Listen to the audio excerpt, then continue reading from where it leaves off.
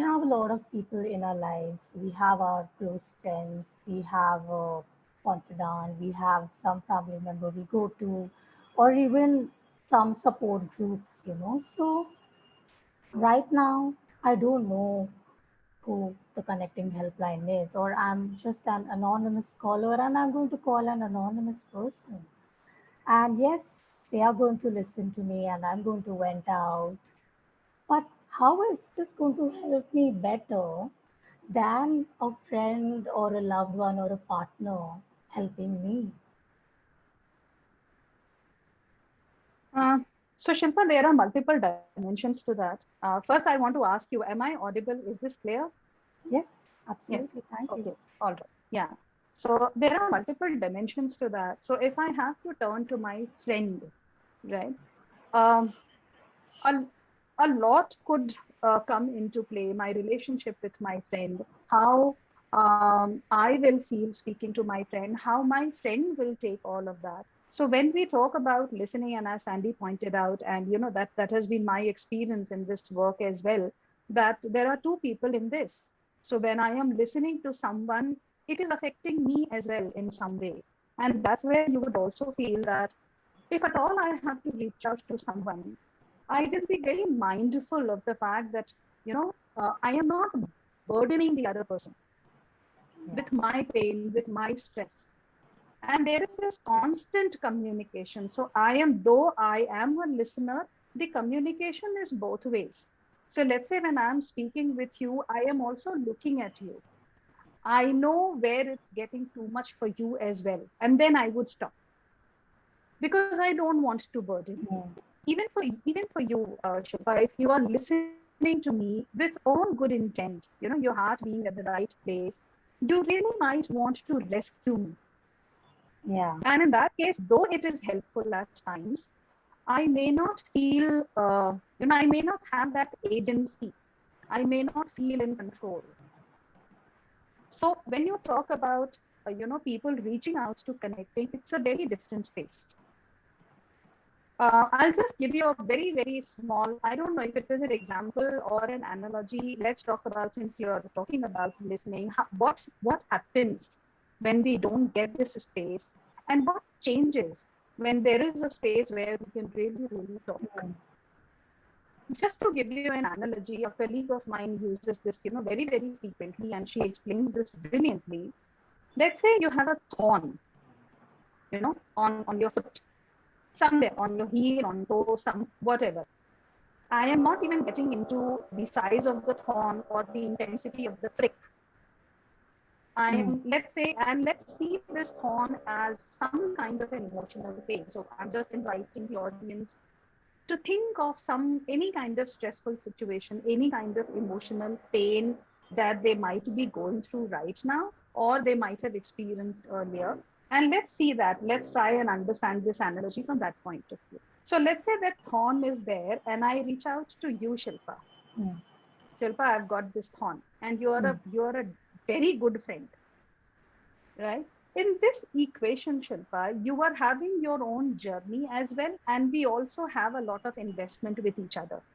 Your response could be anything. Your response could be, "Come on, Shweta, now don't worry about this thorn. It's not going to harm you. It's very small." Yeah. Uh, I love you as a friend. I may not really pay attention to what you said, but unknowingly, you have given me another thorn Mm. by not acknowledging it. Or you may say, Shweta, every time something happens, you come up with this. You're always whining, yeah. Come on, it's time to just move on. Another thorn, another prick.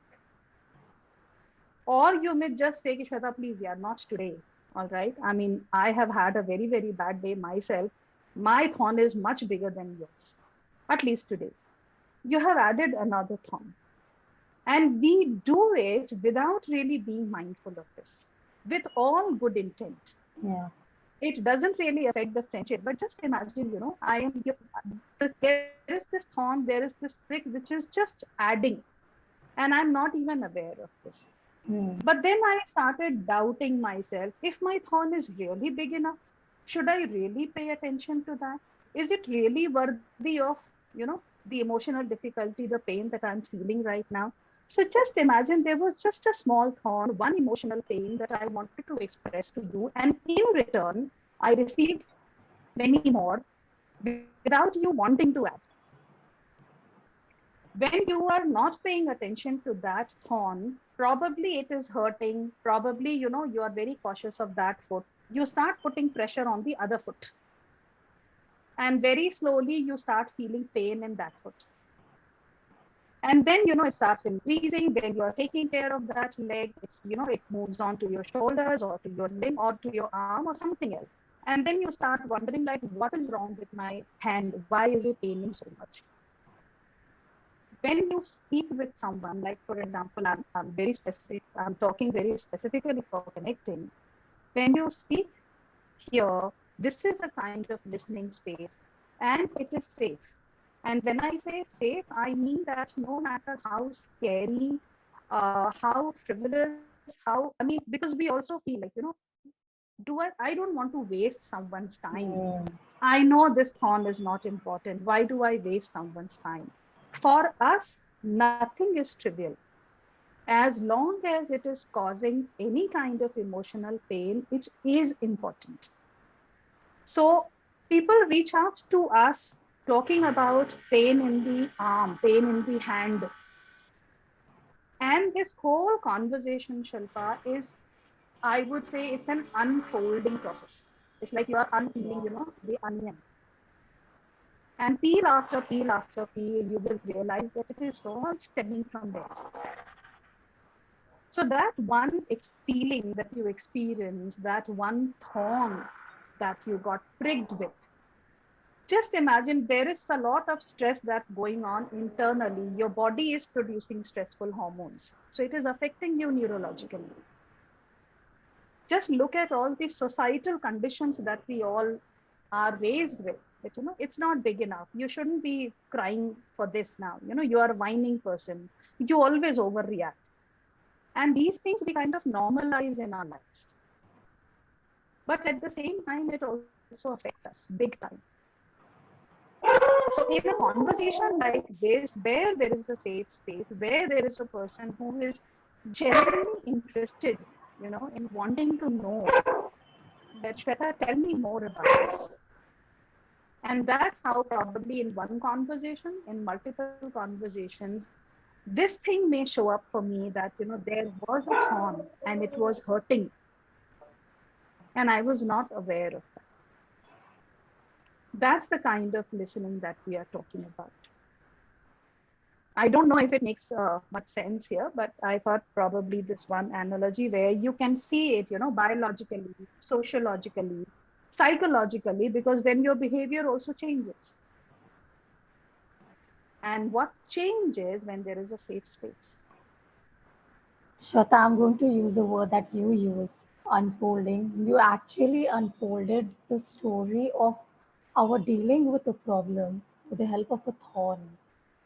It has made such wonderful sense to me. I invite the audience to let us know how they feel about this, if they have any questions. In fact, I want to ask everybody that, Shweta said that we have a safe space to listen. But let's say I have a best friend, I have a confidant, and they treat me the way I want to be treated when I go to them with a problem. Okay, it's a perfect situation. I really don't need a helpline.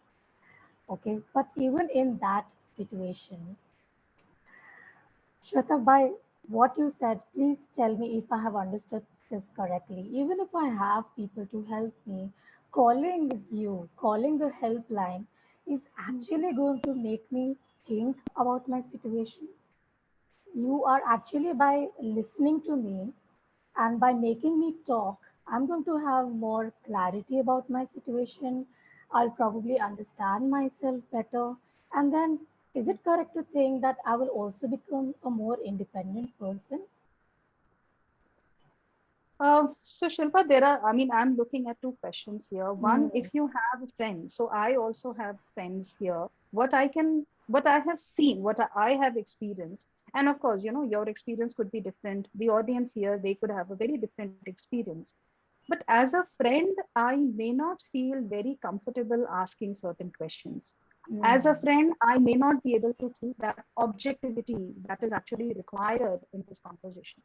As a friend, I would be very mindful that I don't want to hurt Shilpa by asking this.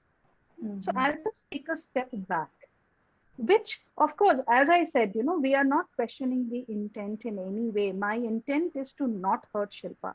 But is it helping Shilpa the way, a very objective, a very fearless, and at the same time, a very gentle, a very intuitive conversation may feel like? So we receive calls from people who tell us that their psychiatrists have given them our number. They say that we may not, as psychiatrists, we may not be available all the time, and as Mm. psychiatrists, we have this limited, number of hours that we can offer you. So if at all you feel like talking, here is the number. So we have people who receive numbers from psychiatrists. We also receive calls where a mother calling us and asking us to speak with the child, and she passes the phone over Mhm. to the child. So there she is. I mean, the intent is there. They want to support the child. But at the same time, as a caregiver, and when I say a caregiver, we play different roles. So if for me, I am also a caregiver, and I am not using this word caregiver as, someone who's sick and I am caring for that person. Mhm. As a caregiver, just in a role, probably as a wife, I'm a caregiver. As a mother, I'm a caregiver. As a daughter, I'm a caregiver. In all those Yeah. relationships, it's not easy. It's not easy to support all the time. And it takes a toll on us as well.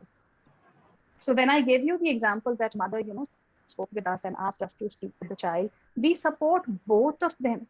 Because if the child is going through any kind of difficulty, the mother by default will go through a difficulty. And these things kind of, get ignored. We Yeah. don't pay much attention to this. Yeah. And the second thing was like, just about the objectivity, Shilpa, just the objectivity of this. And when you say that, will I feel more independent? I would say that as a person, you are experiencing what you are experiencing anyway, whether someone Mhm. asks Mm. you or doesn't ask you, it doesn't take Yeah. anything away from you. If someone asks you, there is an opportunity for you to respond to that. There is an opportunity for you to really look at things more clearly. Then of course you're able to sift through your own difficulties, you're able to sift through your own emotions, you're also able to see it in your body. I mean, most of the time we feel, we always keep our shoulders tight. Yeah, our thighs are always contracted most of the time, and for many of us our body is constantly receiving these. So in a conversation like this, you will be able to see a lot for Mm. yourself with at least some clarity. So we can't Absolutely. change your experience, we can't Mhm. add to what you're already experiencing, but there is an opportunity to express yourself fearlessly, because you are also scared. It might be overwhelming for you as well, to share so much. Mhm. Yeah. So yeah, Indeed. this is the kind of space that that connecting offers.